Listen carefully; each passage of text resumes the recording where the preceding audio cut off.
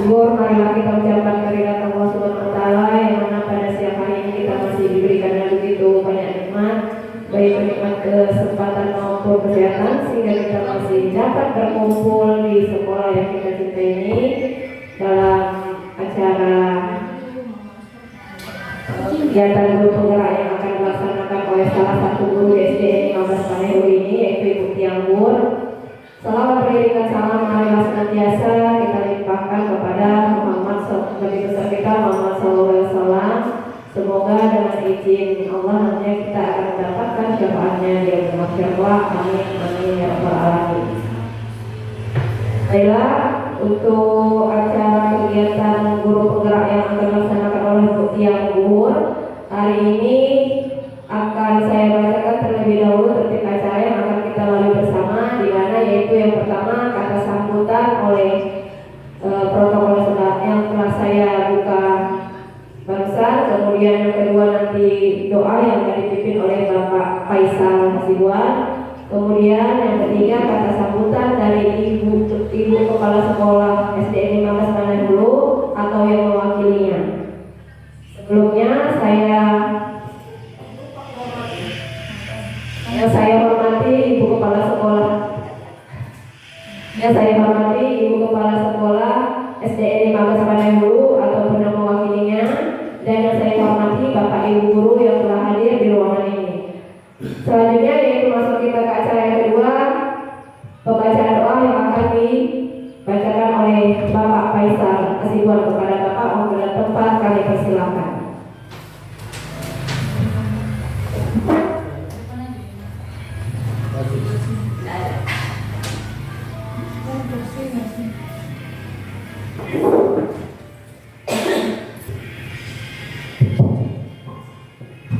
Baiklah, kita awali acara pada pagi menjelang siang ini dengan mohon kepada Allah SWT Tuhan yang Maha Esa, mudah-mudahan diberikan kelancaran amin ya rabbal alamin.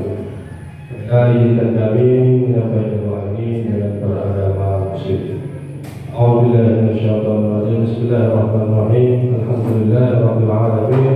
Wassalatu wassalamu ala asyrofil anbiya'i wal mursalin wa ala alihi wa sahbihi ajma'in.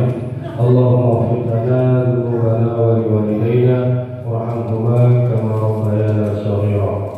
Wa li jami'il muslimin wal muslimat wal mu'minin wal mu'minat al ahya'i minhum wal amwat innaka ya Allah sami'un qaribun mujibud da'wat wa ya qadi al hajat. Ya Allah ya Tuhan kami, ampunkan dosa kami, ampunkan dosa kedua orang tua kami, ampunkan dosa guru-guru kami. Kasih mereka ya Allah, bagaimana mereka mengasihi kami sejak kecil. Ya Allah, Allahumma aslih lana dinana alladhi huwa ismatu amrina, wa aslih lana dunyana allati fiha ma'ashuna, wa aslih lana akhiratana allati ilaiha ma'aduna. Ya Allah ya Tuhan kami, baikkanlah bagi kami agama kami, karena itulah pokok urusan kami. Ya Allah ya Tuhan kami, baikkan bagi kami dunia kami, karena di dunia inilah tempat tinggal kami. Ya Allah ya Tuhan kami, baikkan bagi kami akhirat kami, karena itulah tempat kembali kami. Ya Allah, lancarkanlah daripada acara ini, mudah-mudahan dengan rahmat-Mu berikan kami pertolongan-Mu ya Allah. Mudah-mudahan dengan karunia-Mu sehingga kami dapat melaksanakan tugas dengan sebaik-baiknya.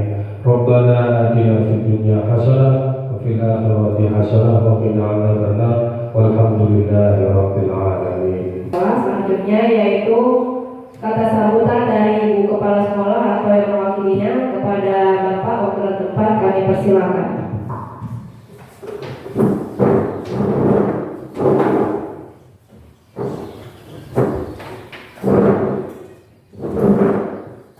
Assalamualaikum warahmatullahi wabarakatuh. Selamat pagi menjelang siang.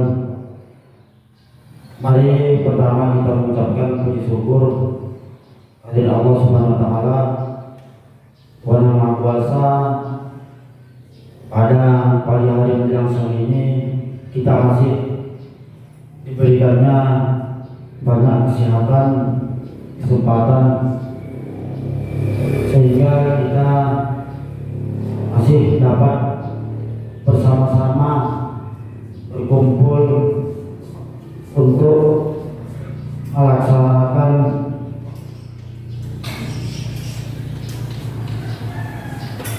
pembelajaran sebagaimana biasanya di sekolah kita yang tercinta ini, dan teman-teman yang dulu ini. Dan pada pagi hari ini kita berkumpul untuk memahamkan materi yang akan disampaikan oleh calon guru penggerak pada SD ini, yaitu Ibu Tianggur Agustina SPD. Kemudian yang selanjutnya, mari kita mengucapkan sholawat dan salam kepada Nabi Muhammad SAW. Yang Agustina ini Bapak Ibu sangat baik, dari lingkungan sekolah kita juga bisa dapat diterapkan, kemudian di dalam kelas juga bisa dapat kita terapkan, dari mulai membudayakan positif di lingkungan sekolah kita, termasuk kepada membiasakan bertegur sapa yang ramah atau menjaga kebersihan. Pemahaman materi ini ada baiknya yang pertama kita itu bekerja sama, yang kedua kita dalam berdiskusi, dan di dalam ruangan tidak boleh merokok.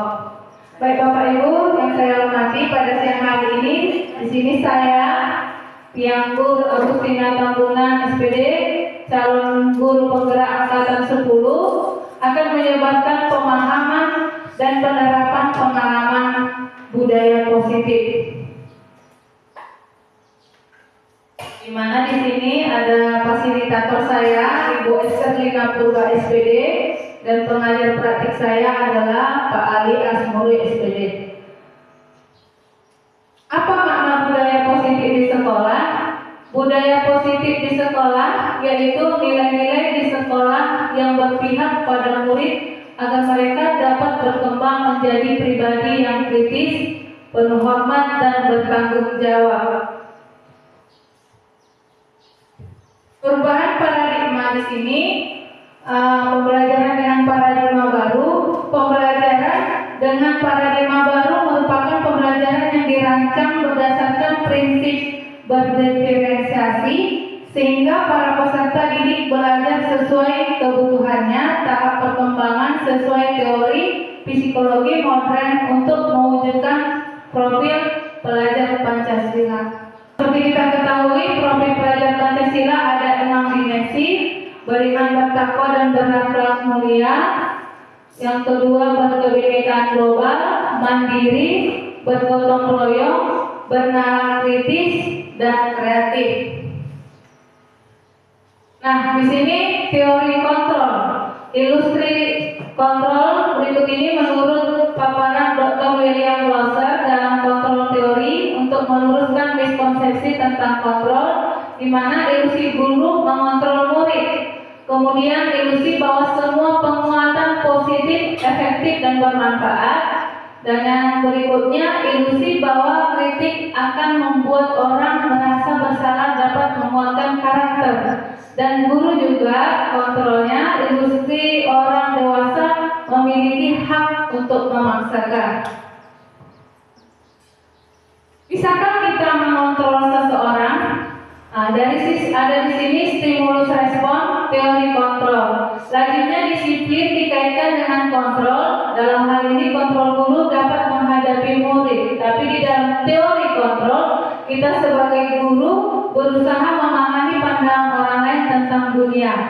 Perilaku buruk dilihat sebagai suatu kesalahan. Di dalam teori kontrol, semua perilaku itu memiliki tujuan. Orang lain bisa mengontrol saya, tapi dalam teori kontrol hanya Anda yang bisa mengontrol diri Anda. Saya bisa mengontrol orang lain, Anda tidak bisa mengontrol orang lain. Di dalam stimulus respon, pemaksaan ada pada saat gagal rujukan. Tetapi kalau dalam teori kontrol, kolaborasi dan kesepakatan menciptakan pilihan-pilihan baru. Dan yang terakhir stimulus responnya model berpikir menang kalah, tapi kalau teori kontrol ini model berpikirnya menang-menang.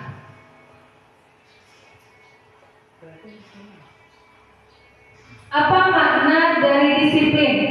Disiplin merupakan suatu kondisi yang terbentuk dari proses dan serangkaian perilaku yang menunjukkan nilai ketaatan, kepatuhan, dan ketertiban.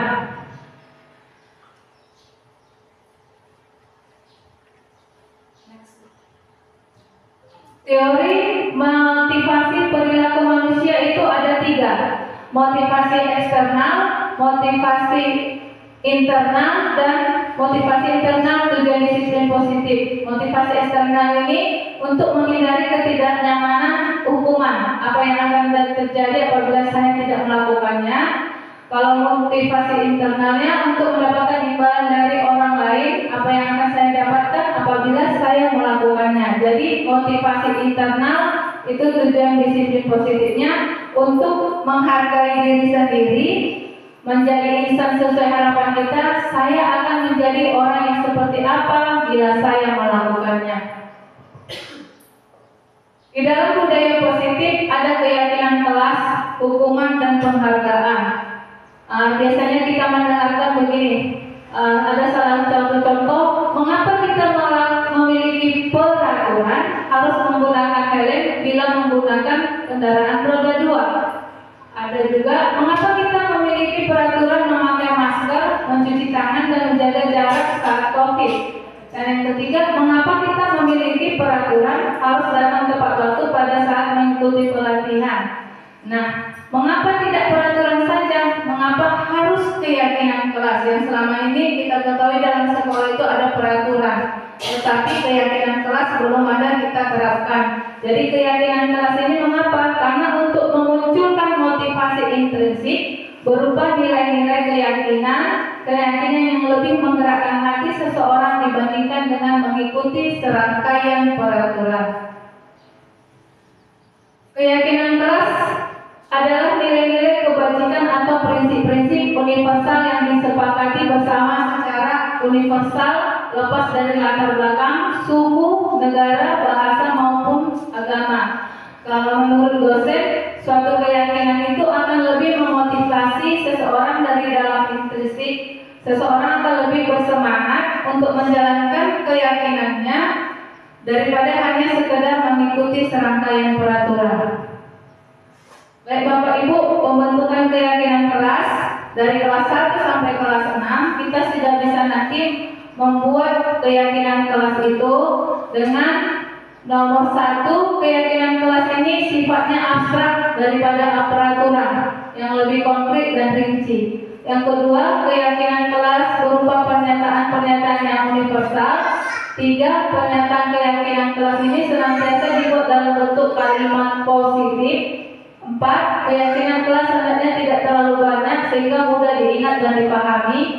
5, semua warga kelas sebaiknya ikut berkontribusi dalam kegiatan membuat keyakinan kelas melalui dalam kontrol teori untuk meluruskan miskonsepsi tentang kontrol, di mana ilusi guru mengontrol murid. Kemudian ilusi bahwa semua penguatan positif, efektif, dan bermanfaat. Dan yang berikutnya ilusi bahwa kritik akan membuat orang merasa bersalah dapat menguatkan karakter. Dan guru juga kontrolnya ilusi orang dewasa memiliki hak untuk memaksakan. Bisakah kita mengontrol seseorang? Ada di sini stimulus respon teori kontrol. Selanjutnya disiplin dikaitkan dengan kontrol. Dalam hal ini kontrol guru dapat menghadapi murid. Tapi di dalam teori kontrol kita sebagai guru berusaha memahami pandangan orang lain tentang dunia. Perilaku buruk dilihat sebagai suatu kesalahan. Di dalam teori kontrol, semua perilaku itu memiliki tujuan.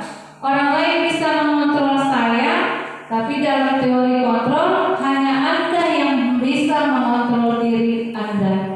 Saya bisa mengontrol orang lain, Anda tidak bisa mengontrol orang lain. Di dalam stimulus respon, pemaksaan ada pada saat gagal bujukan, tetapi dalam teori kontrol, kolaborasi dan kesepakatan menciptakan pilihan-pilihan baru. Dan yang terakhir, stimulus responnya model berpikir menang kalah. Tapi kalau teori kontrol ini model berpikirnya menang-menang. Apa makna dari disiplin? Disiplin merupakan suatu kondisi yang terbentuk dari proses dan serangkaian perilaku yang menunjukkan nilai ketaatan, kepatuhan, dan ketertiban. Teori motivasi perilaku manusia itu ada 3: motivasi eksternal, motivasi internal, dan motivasi internal tujuan disiplin positif. Motivasi eksternal ini untuk menghindari ketidaknyamanan hukuman, apa yang akan terjadi apabila saya tidak melakukannya. Kalau motivasi internalnya untuk mendapatkan imbalan dari orang lain, apa yang akan saya dapatkan apabila saya melakukannya. Jadi motivasi internal itu tujuan disiplin positifnya untuk menghargai diri sendiri, menjadi insan sesuai harapan kita. Saya akan menjadi orang yang seperti apa bila saya melakukannya. Di dalam budaya positif ada keyakinan kelas, hukuman, dan penghargaan.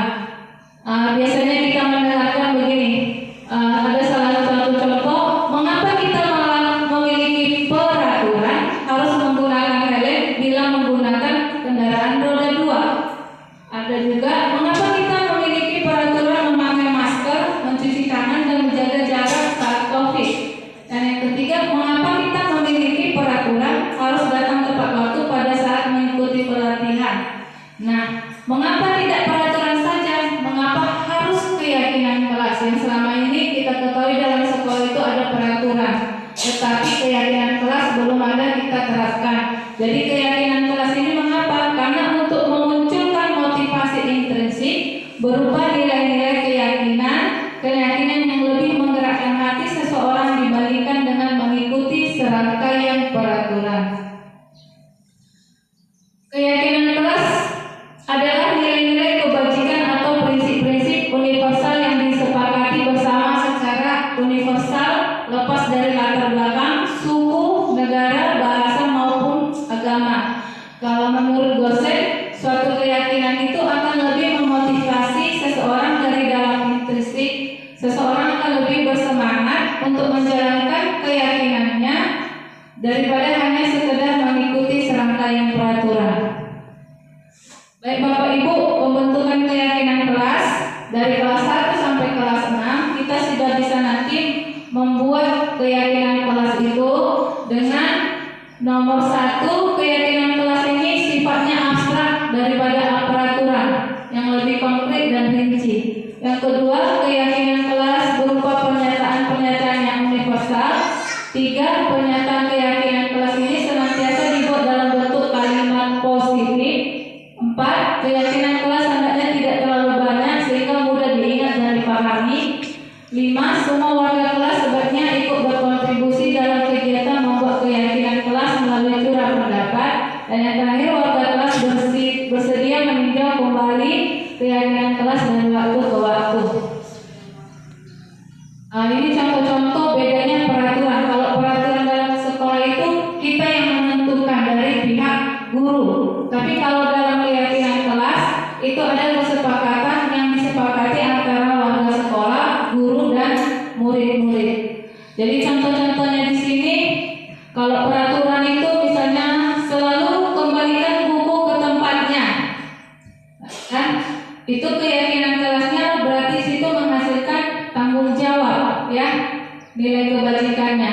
Dilarang menggunakan narkoba, memakai narkoba, nilai keyakinan kelasnya itu kebajikannya adalah kesehatan. Dilarang hadir di sekolah 15 menit sebelum pembelajaran dimulai, itu adalah salah satu keyakinan kelas menghormati orang lain atau kemitraan pada tujuan. Menggunakan masker itu nilai kebajikannya kesehatan dan keselamatan. Misalnya ini kita sudah biasa menghukum anak-anak, ya. Ada salah satunya ini mencatat 100 kali di dalam buku kalimat saya tidak akan terlambat lagi karena terlambat sekolah.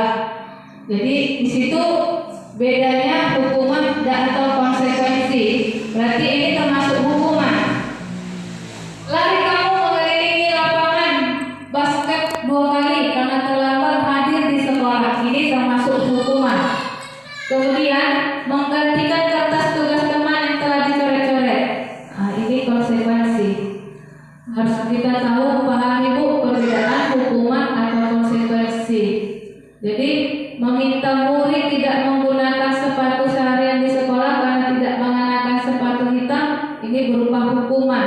Tapi bedanya dengan konsekuensinya, membersihkan tumpahan air di meja saat meja tulisnya karena tersenggol air. Itu bedanya, ada hukuman dan konsekuensinya. Next Bu. Ini perbedaan tadi, hukuman dan konsekuensi. Kalau hukuman kepada si anak yang kita beri itu sangat menyakitkan bagi mereka. Tapi kalau konsekuensi itu sesuatu yang harus terjadi, memang harus terjadi tapi tidak menyakitkan. Terus membuat anak sakit untuk jangka waktu lama, mungkin sakit hati dia di kelak setelah kita hukum. Tapi kalau konsekuensi membuat anak merasa tidak nyaman dalam jangka waktu pendek aja. Mungkin kalau kita beri hukuman yang membuat sakit, kalau fisik kita cubit atau kita jewer, itu bisa mengakibatkan jangka waktu yang lama sakit hati. Ibu itu senang lihat saya, ya kan? Nah, jadi anak membenci kedisiplinan, anak menghargai disiplin. Jadi dalam hukuman ini berupa paksaan, ya, paksaan. Terus mendorong anak menyakiti diri sendiri, mungkin karena dia sudah merasa tidak dipedulikan orang lain, dia bahkan mau menyakiti diri sendirinya dengan cara diam, bisa menjadi pendiam, tapi bisa juga dia menjadi rusuh terhadap teman-temannya, dia jadi cari perhatian. Jadi hukuman itu juga berbeda dengan konsekuensi. Kalau hukuman marah, merasa bersalah, dipermalukan, merasa tak dihargai. Tapi kalau kita berikan konsekuensi kepada si anak, dia mungkin kehilangan haknya, tapi dia itu hanya bersifat sementara saja. Next. Nah, 5 kebutuhan dasar manusia. Kita harus pahami juga 5 kebutuhan dasar manusia ini pada anak. Tapi pada umumnya semuanya kita butuh yang 5 ini. Tapi karena kita sebagai guru, kita pahami dulu kebutuhan apa yang ada pada anak kita. Yang pertama, kebutuhan bertahan hidup, kebutuhan yang bersifat fisiologis untuk bertahan hidup, misalnya kesehatan, rumah, dan makanan. Kemudian yang kedua, si anak ini kebutuhan dasarnya adalah kasih sayang. Bentuk akan pemenuhan kebutuhan ini seperti bersahabat, keinginan memiliki pasangan atau keturunan, kebutuhan terdekat. Jadi untuk dari segi anak, mereka butuh bersahabat. Yang ketiga, penguasaan, keinginan untuk meninggalkan pengaruh. Anak-anak memiliki kebutuhan dasar untuk penguasaan yang tinggi, biasanya selalu ingin menjadi pemimpin. Mereka juga suka mengamati sebelum mencoba hal baru dan merasa kecewa. Yang keempat itu kebutuhan dasar kesenangan, menikmati makanan favorit, minuman, atau ada hobi-hobi lain yang buat si anak menjadi senang. Yang kelima, kebebasan. Anak-anak juga membutuhkan kebebasan, mandiri, otonomi, memiliki pilihan. Dia senangnya main volley, ya, tapi dia tidak senang di akademik matematika. Jadi mereka mempunyai kebebasan. Apa itu restitusi? Restitusi adalah proses menciptakan kondisi bagi murid untuk memperbaiki kesalahan mereka sehingga mereka bisa kembali kepada kelompok mereka dengan karakter yang lebih kuat. 5 posisi kontrol. Nah, Bapak Ibu, di sini kita bisa merefleksi diri kita sendiri. Kita ini sebagai guru di posisi mana? Ada 5 posisi kontrol. Yang pertama itu sebagai penghubung, ya kan? Nadanya suara, kalau guru ini nada suaranya tinggi, bahasa tubuhnya, matanya melotot, dan jari-jari menunjuk menghardik. Yang kedua, posisi kedua, pembuat merasa bersalah. Nada suaranya memelas, halus sedih, bahasa tubuhnya merapat pada lesu. Kalau tadi penghubung, biasanya bahasanya kalau kita lihat lewat terlambat pasti kita bentak, terlambat lagi kan, terlambat lagi. Nah, itu posisi guru sebagai penghukum. Kalau pembuat merasa bersalah ini, bagaimana kamu itu? Nah, kapan kamu bisa nggak terlambat lagi? Kamu seringkali membuat ibu kecewa. Dan seperti itu lagi ya, itu posisi yang sebagai pembuat merasa bersalah. Terus sebagai teman, nada suaranya ramah, bercanda, bahasa tubuhnya merapat pada murid, mata dan senyum jenaka. Ini biasanya, bagaimana ini seakan-akan bersahabat? Bagaimana sih kamu? Kamu terlambat terus? Ya sudahlah, masuk sana. Nah, kita sebagai itu, contohnya ya Bu. Terus posisi kontrol pemantau, nada suara datar, bahasa tubuh yang formal, ini yang biasa aja ya. Nah, tahukah kamu jam berapa sekarang? Kok sudah terlambat lagi kamu? Nah, itu. Terus yang terakhir, manajer. Ini nada suaranya tulus, bahasa tubuhnya tidak kaku, mendekat kepada murid. Apakah kamu mengetahui jam berapa sekolah dimulai? Apakah kamu tahu keyakinan kelas itu di sekolah itu peraturannya bagaimana? Jadi dia manajer kenapa dari mulai terlambat, kenapa datang, dia meneliti kehadiran si anak itu. Ya, untuk mengatasi itu ada langkah-langkah segitiga restitusi. Yang pertama itu menstabilkan identitas. Setiap orang pasti pernah melakukan kesalahan. Kamu bukan salah satu yang pernah melakukan ini. Nah, jadi yang kedua, segitiga restitusi, validasi tindakan yang salah, dan yang ketiga menanyakan keyakinan. Baik Bapak Ibu, saya akan memutarkan sedikit lagi dari YouTube contoh-contoh segitiga restitusi ini. Saya ambil ada sebentar, saya ambil kasusnya.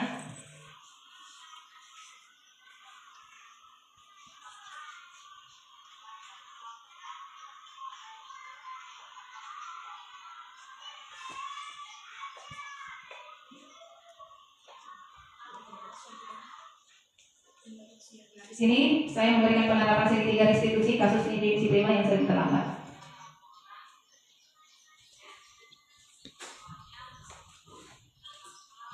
Ada di situ kalimat-kalimat yang menunjukkan seharusnya kita itu memberi nasihat keyakinan kepada si anak yang sering melanggar peraturan.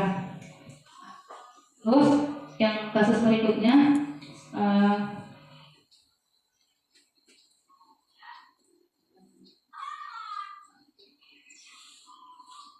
terus kasus yang kedua, di sini si Prima dia tidak terima saat pekerjaannya selalu dicontek orangnya.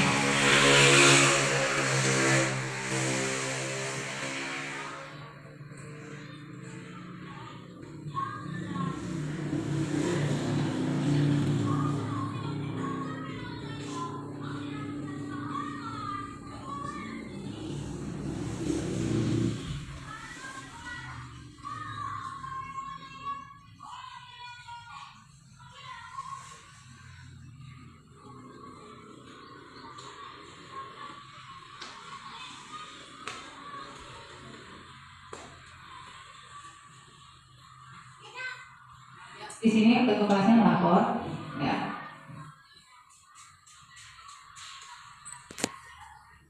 Nah di sini juga saya memberikan langkah restitusi kalau kita itu sebenarnya melakukan budaya positif itu harus bagaimana ya?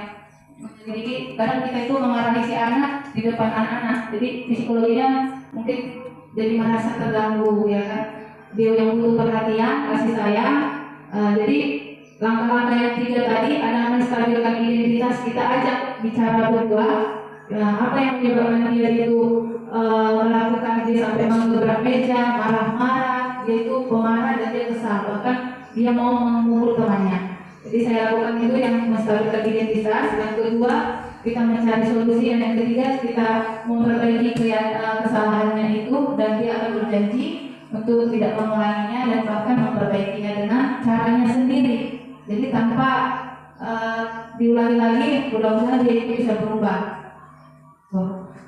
Demikian Bapak Ibu, kalau langkah restitusi ini bisa kita terapkan di sekolah kita nanti bisa bagi bagi nanti PPT-nya kepada Ibu, pengertian itu apa langkah-langkah restitusi. Posisi kontrol tadi guru itu kalau saya pribadi, saya itu seringkali sebagai penghukum dan membuat rasa bersalah. Tapi posisi kontrol guru yang sebenarnya yang bagus itu adalah sebagai manajer. Dia betul-betul dari awal tengah sampai terakhir betul-betul memproses agar baik tidaknya di dalam pembelajaran itu dilaksanakan atau tidak. Demikian hasil diskusi saya Bapak Ibu. Saya mengucapkan terima kasih. Apabila ada kekurangan yang saya berikan pada saat ini, materi ini saya mohon maaf. Dan apabila ada pertanyaan, saya berikan satu sisi saja, satu orang untuk bertanya. Ya baiklah, di sini Ibu yang tadi sudah menyampaikan materinya di hadapan Bapak Ibu semua. Di sini saya akan membuka satu sesi tanya jawab kepada Bapak Ibu yang mau bertanya, dipersilakan. Baiklah Bapak Ibu, dari kemunculan Ibu Tiang Tahunan tadi, semoga kita dapat menerapkan penguatan budaya positif di sekolah kita dan kita dapat melaksanakannya dengan baik dan semoga semuanya bisa berjalan dengan lancar. Terima kasih. Oke, terima kasih kepada Ibu yang telah menyampaikan kata-katanya di hadapan kita semua. Ya, untuk hasil dari diskusi kita ini, saya mohon untuk memberikan umpan balik. Umpan baliknya bagaimana perasaan Ibu saat saya memberikan materi tadi dan manfaatnya bagaimana. Itu ada ditulis Ibu, sesudah itu nanti ditempelkan ke depan aja ya. Dan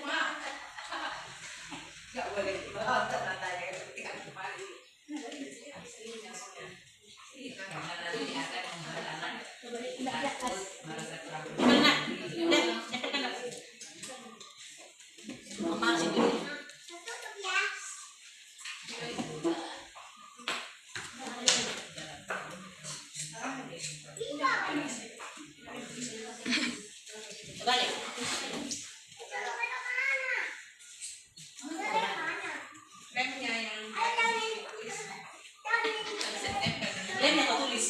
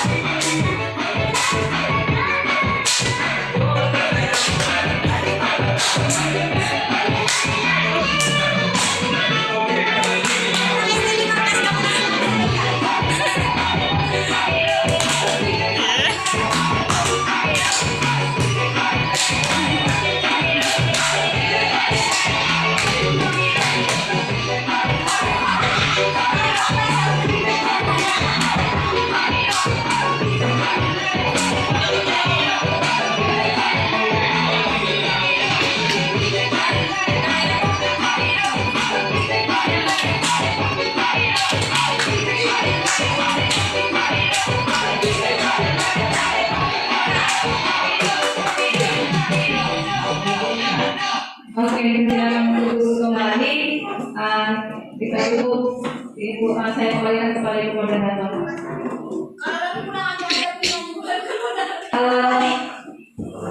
Setelah disampaikan oleh Ibu yang tadi, maka berakhirlah kita pada siang hari ini.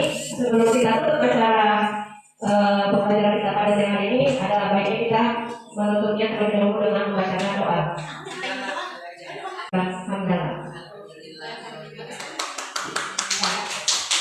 Selamat pagi semuanya. Di sini Ibu akan pemahaman dan penerapan budaya positif di dalam sekolah kita. Sebelum Ibu menyampaikan materi ini, ya, Ibu mohon satu orang untuk memimpin doa ke depan. Coba Kita berdoa menurut ajaran agama masing-masing. Doa dimulai.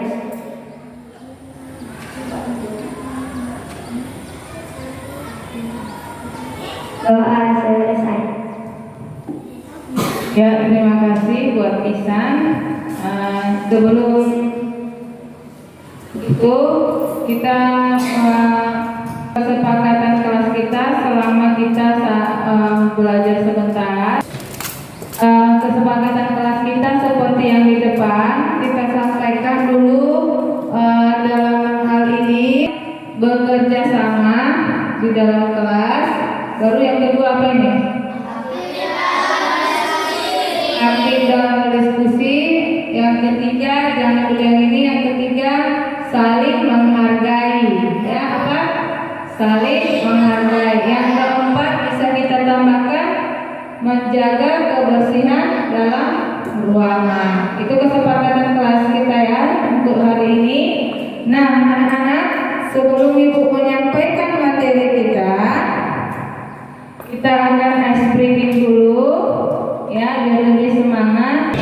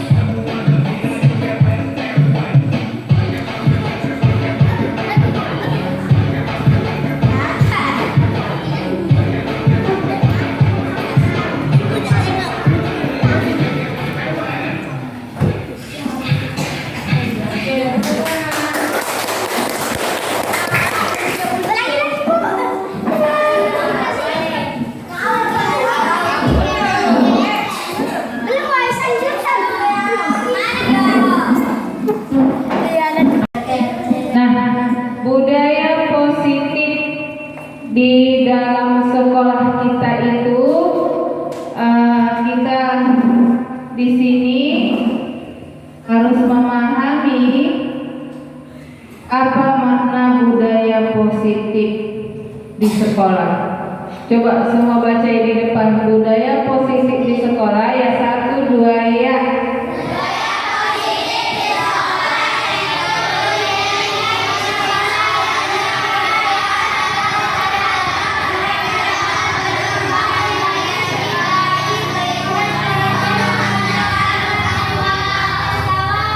Iya, budaya positif di sekolah yaitu nilai-nilai di sekolah yang berpihak pada murid. Nah, nilai-nilai yang bagaimana? Ya, ada nilai-nilai pribadi yang kritis, penuh tanggung jawab, dan hormat, penuh hormat. Ya, kalau kita di dalam sekolah ini ada profil belajar Pancasila, ya. Profil belajar Pancasila ada berapa? Ada 6 dimensi, yaitu yang pertama apa? Beriman bertakwa pada Tuhan Yang Maha Esa, berakhlak mulia. Ya, beriman bertakwa kepada Tuhan Yang Maha Esa dan berakhlak mulia. Yang kedua, 3, 4, gotong royong dan bernalar kritis dan kreatif, ya. Nah, dari yang ke-6 itu harus kita terapkan di dalam sekolah ini. Kalau dia beriman dan bertakwa kepada Tuhan Yang Maha Esa dan berakhlak mulia, kita itu sudah memiliki 6 agama yang diakui di Indonesia. Apa saja? Islam,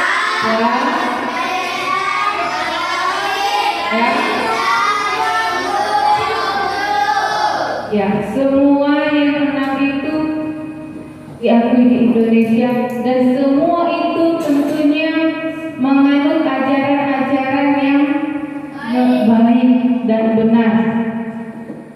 Ya, ajaran baik dan benar. Salah satunya di sekolah ini, kita itu sebelum belajar atau mengakhiri pembelajaran kita itu selalu berdoa. Berarti kita sudah memiliki iman. Berakhlak mulia. Berakhlak mulia bagaimana? Bersikap yang baik, hormat kepada guru, orang tua, teman-teman, disayangi. Itu sudah menunjukkan ajaran iman kita masing-masing. Ya. Kemudian berkebinekaan global, bineka global. Sama halnya semboyan negara kita, bangsa kita, bineka tunggal ika. Dalam sekolah itu terdiri dari berbagai macam suku, apalagi berbagai macam agama, ras, warna kulitnya, mau hitam, putih kulitnya, rambutnya mau keriting, mau ya. Tradisi-tradisi disatukan dalam sekolah ini, harusnya saling menghormati, hidup bertoleransi dalam beragama dan suku bangsa lainnya. Kemudian mandiri, ya, anak-anak kamu itu dituntut untuk mandiri, kreatif, mampu menemukan hal-hal yang baru, ya. Jangan hanya dikasih bu gurunya tugas PR itu aja dikerjakan, tidak ada mau menggali ilmu yang lain.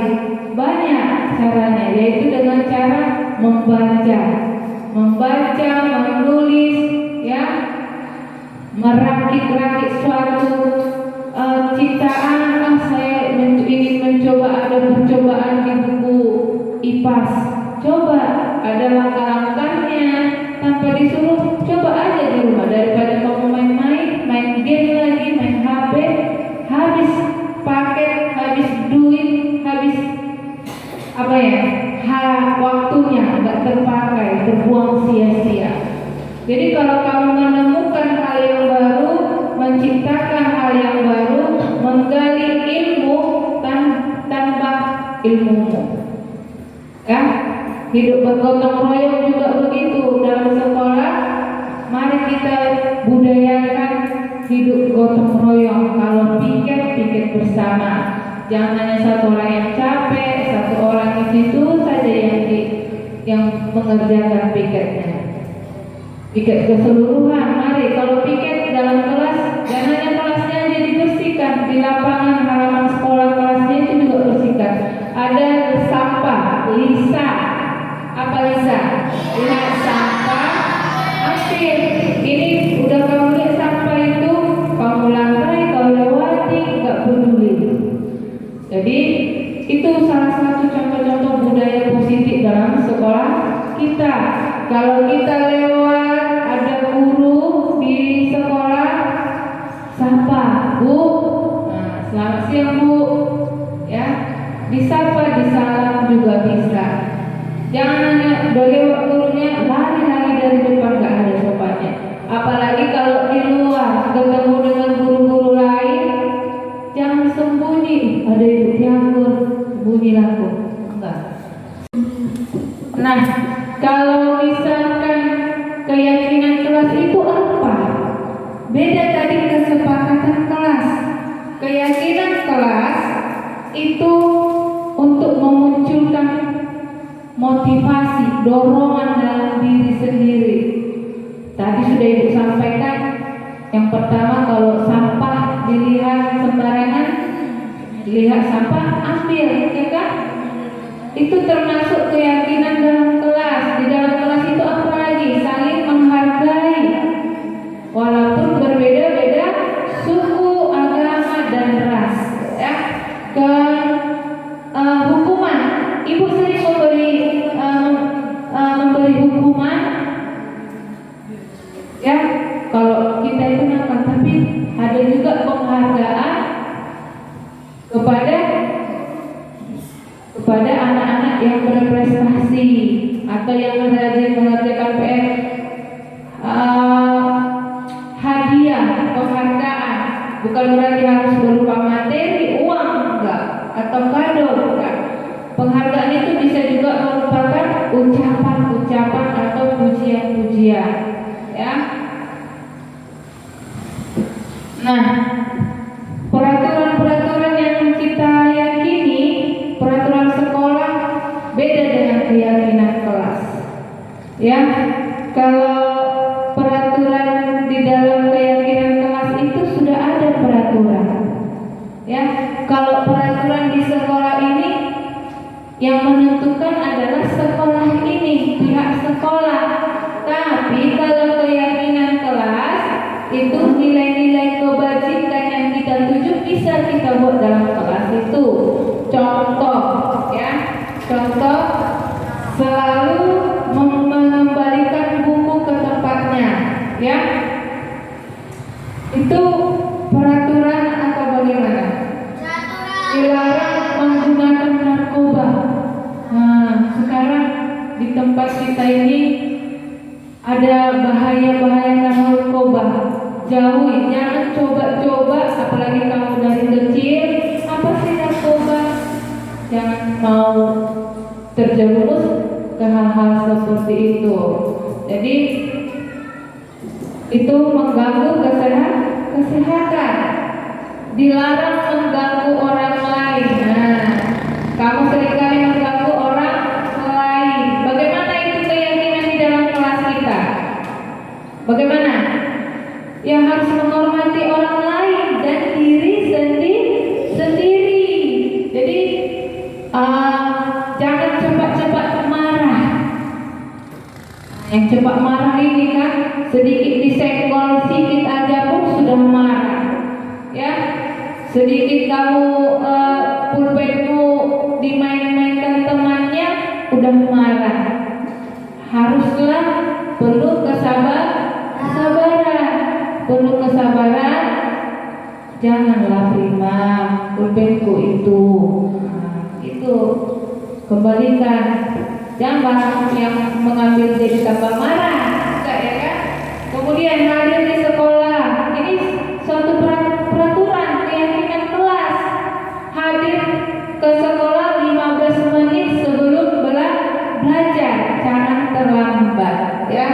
Dilarang melakukan kekerasan. Jangan berlari di dalam kelas atau koridor, lari-lari bisa mengakibatkan apa? Celaka, bahaya, kamu nanti jatuh. Jadi nilai-nilainya keyakinan kelas ini banyak, ya.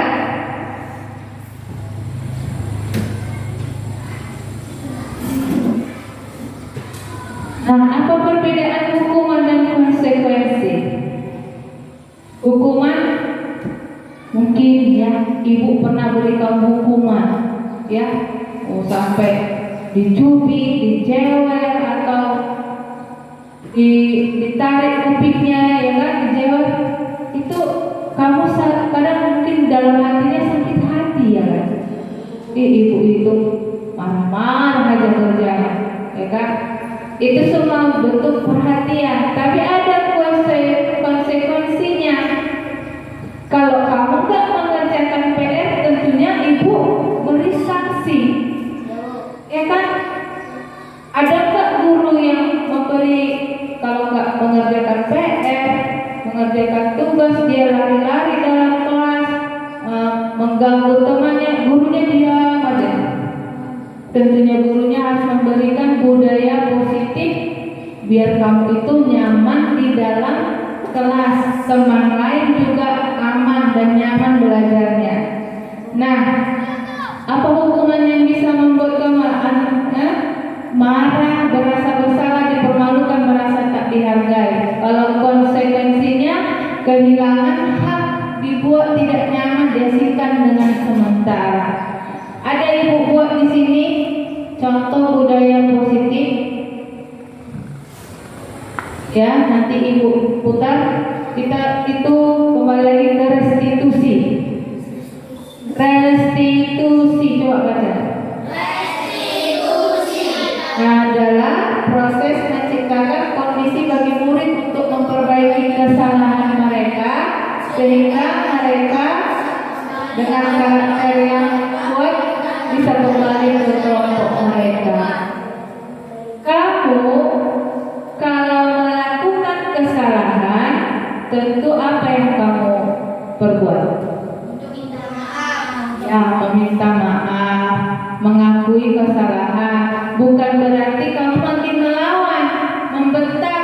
Gak ada dia yang duluan. Gak pernah saya yang duluan. Pengakuannya gak pernah saya yang duluan, Bu.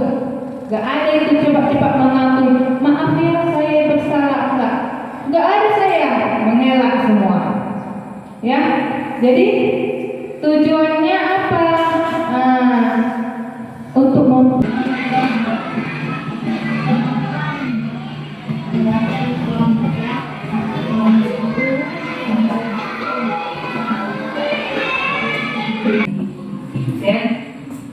bawahnya kamu itu sering datang terlambat, ya? Iya. Udah berapa kali kamu terlambat? Udah 4 kali. 4 kali? Itu sering terlambat. Sekarang terima kalau berbuat kesalahan itu bisa saja silap atau itu hal yang wajar itu berbuat salah, telat dalam sekolah. Jadi kamu itu yang terpenting dari kesalahan itu belajar keras. Ada nggak usahanya biar terlambat lagi atau memperbaikinya ke depannya? Ada nggak usaha terima? Ada. Itu juga mau memperbaikinya. Jadi bagaimana kita cari solusi yang optimal yang akan terima? Mau? Jadi kalau si terima di sini sering datang terlambat, pasti ada alasannya. Mengapa sering terlambat terima? Saya begadang, Bu. Saya main HP, jadi kurang tidur. Begadang, main HP, jadi telat tidurnya, kemalaman ya. Jadi kamu tahu kalau itu salah saya, ya kan? Kalau tahu berarti itu sesuai enggak dengan peraturan sekolah kita, keyakinan sekolah kita, yang sekolah kita. Sesuai tidak sesuai, Ya kan, tidak sesuai. Jadi kalau kamu sudah tahu itu menurut keyakinan kamu melanggar, terus apa yang akan kamu lakukan untuk memperbaikinya? Saya tidak akan pernah lebih memilih tempat tidur untuk tidak terlambat ke sekolah. Betul kamu melaksanakan? Betul kamu akan melaksanakannya? Jadi kalau terlambat melanggar peraturan berarti adanya tidak izin. Jadi kalau ini penting ya, kita atau nggak penting disiplin penting. Kenapa? Karena dari disiplin itu kita itu dan tepat waktu, maka kita juga menghargai waktu ya. Jadi waktu yang kita hargai itu kita manfaatkan. Jadi dia kalau misalkan kita tidak menunda pekerjaan, tidak terlambat, pekerjaan itu tidak menumpuk.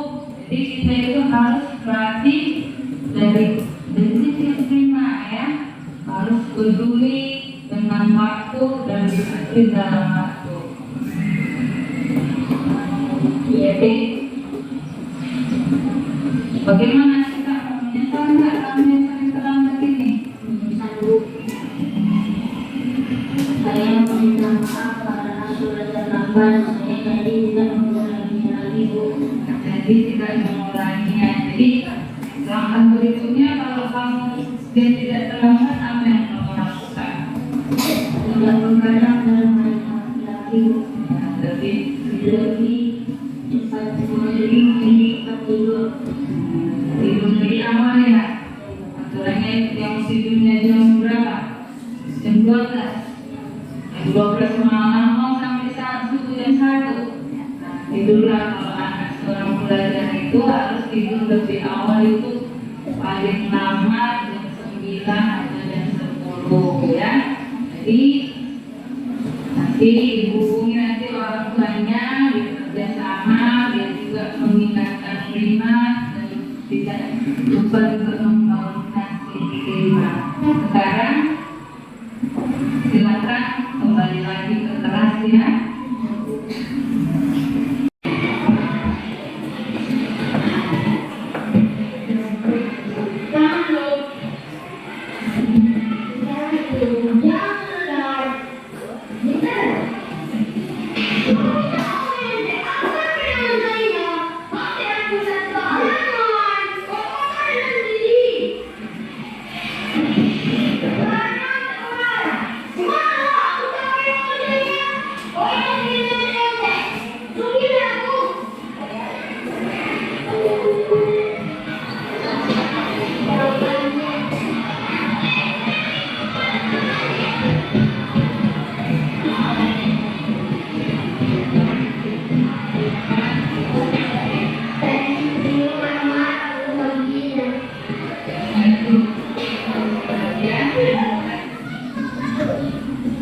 Rima, tadi ibu dengar dari ketua kelas kamu sedang bertengkar sama Bila.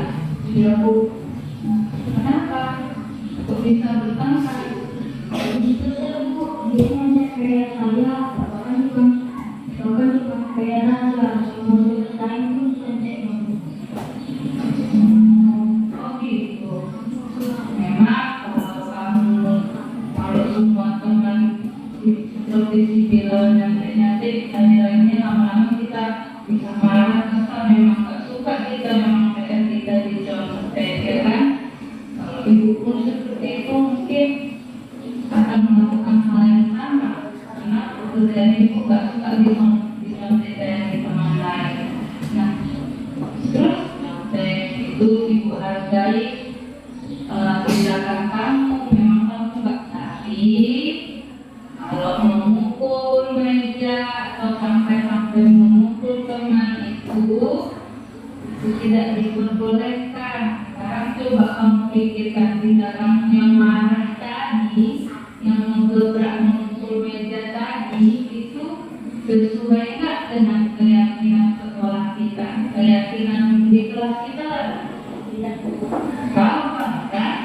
tidak sesuai. Jadi kira-kira apa yang kamu langgar tadi?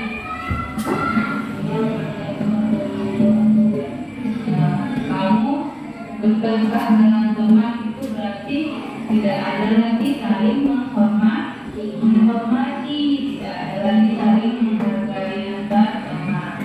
Nah itu, jadi kita ini menghargai teman antar teman juga itu sangatlah penting. Kalau menurutmu penting, keyakinan apa yang harus kamu lakukan kalau selain marah itu? Bagaimana tindakan sikapmu kepada si Bilal itu? Sabar, harus cerita, sabar, tenang.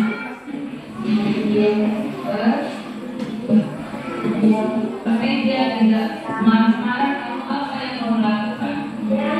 Guru atau akan belajar, marah, tapi kalau ada yang mencontek pekerjaanmu, kita lapor sama ibu guru ya. Sekarang kamu bisa kembali ke kelas.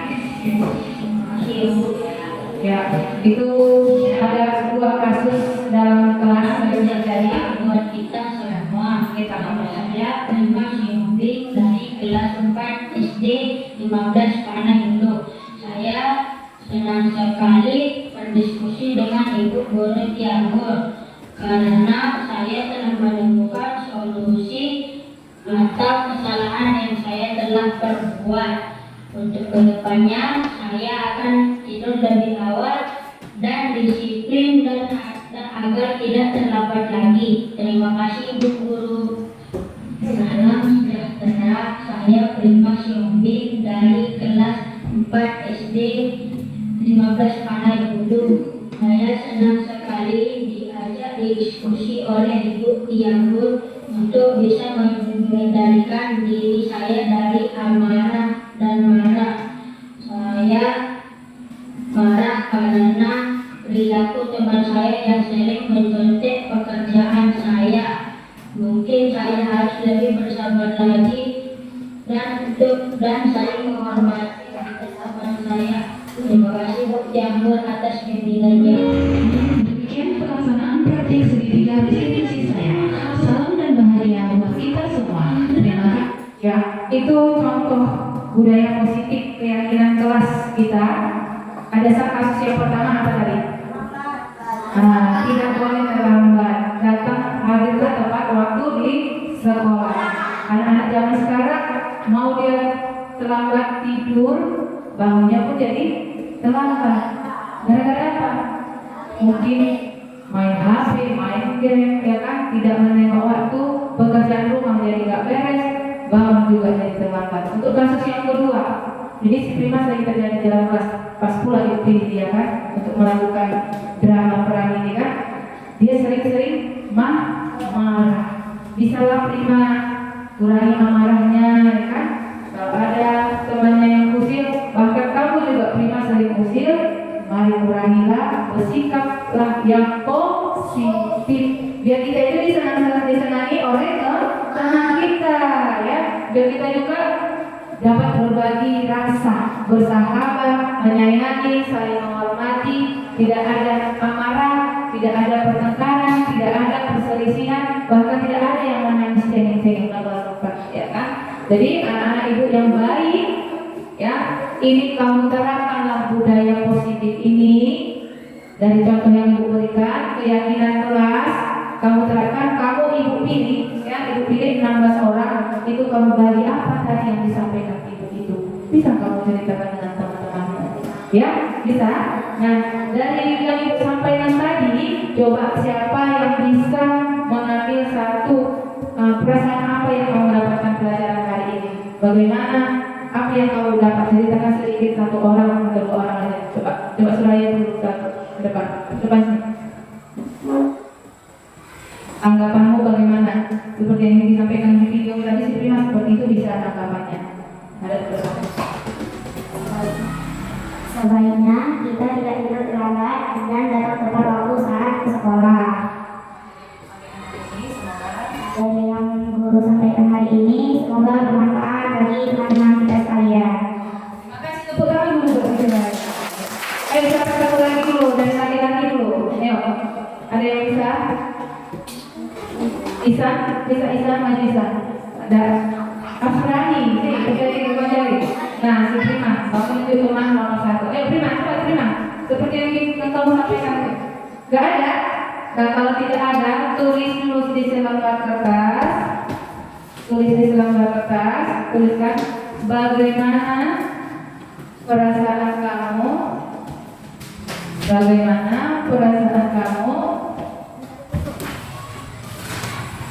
ketika ibu guru menyampaikan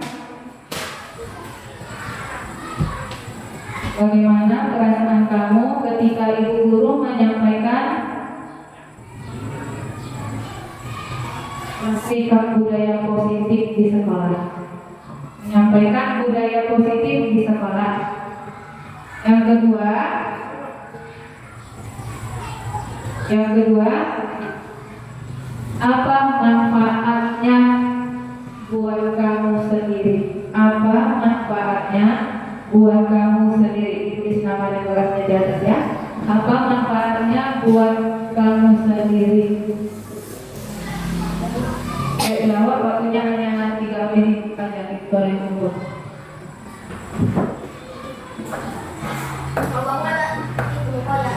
Gak apa-apa.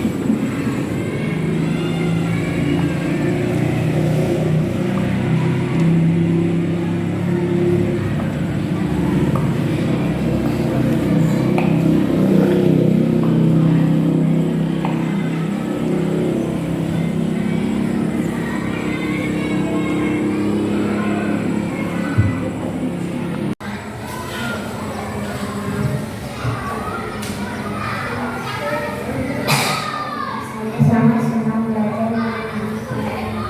mas saya bicara kemanusiaan. Saya sudah tahu cara mengendalikan diri sendiri untuk tidak memarahi seperti yang dilakukan Prima. Saya juga harus bersabar kepada teman saya dan tidak ada untuk bergerak cepat langsung dan tenang. Bagus, tepuk tangan ya. Dia tidak akan silakan duduk kita ya. Nah, dia tidak akan terlambat lagi, akan tidak mudah marah lagi. Dia akan menerapkan itu dalam kehidupannya. Semoga semua seperti itu ya. Baiklah, cukup sekian diskusi kita yang Ibu sampaikan. Semua nanti yang kamu tulis itu nanti dikumpulkan sama si Suraya. Pertemuan kita hari ini dengan doa, mari kita berdoa menurut agama dan ajaran kepercayaannya masing-masing. Doa dimulai.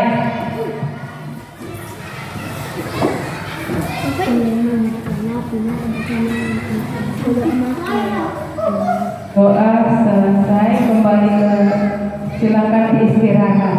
Ya, terima kasih ya.